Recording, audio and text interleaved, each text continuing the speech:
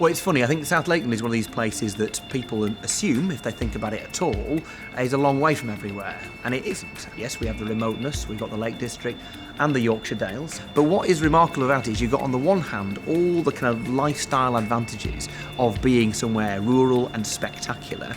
And then you've also got the practical advantages of the fact that you've got a decent-sized town like Kendal at the heart of South Lakeland, the M6 and the main line running through and providing access right the way through the district, and the huge increase in broadband speeds over the recent years, and it'll get better still in the next 18 months. Add to that the fact that you've got a local council here that has passed a plan for both housing and for business, which means there is space to expand. If you're somebody based somewhere else in the country at the moment and you want to expand, you want to move somewhere where you're going to have access to a great labour market, also, have access to superb training, and then also just be in a place where, it's going to be a great quality of life, then here is a wonderful place to come. The council will provide the space for you to develop, to grow, have the infrastructure and expand.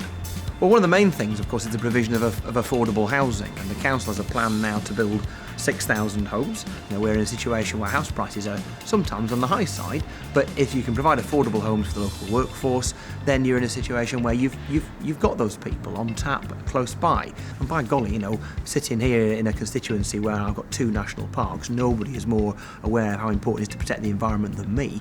But it's also important to provide homes for people. And this is why South Lakeland is so very different to most other places in the northwest of England, indeed across the UK, because you've got a council here that recognises the problem and has built the houses. And I think the council have just been very ambitious. They've gone out of their way to reach out to GSK, for example, and you've got £500 million worth of investment into just outside Ulverston. South Lakeland Council won because, frankly, our product's better. Our area is better connected.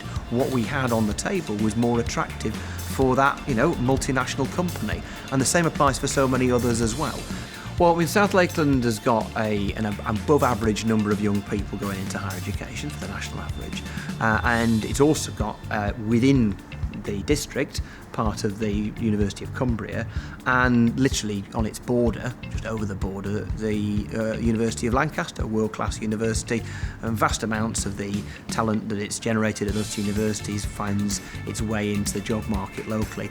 We've also, though, got a further education college here in Kendal, which is absolutely out of this world. High-end when it comes to the fact that it does higher education courses, but its focus on apprenticeships and vocational skills is specifically impressive. So we've got just over the river here, Gilks, internationally renowned hydro turbine manufacturers who are taking several, well into the double figures numbers of apprentices taken via Kendal College, where the kit that they use at the college is exactly the kit they use on the shop floor.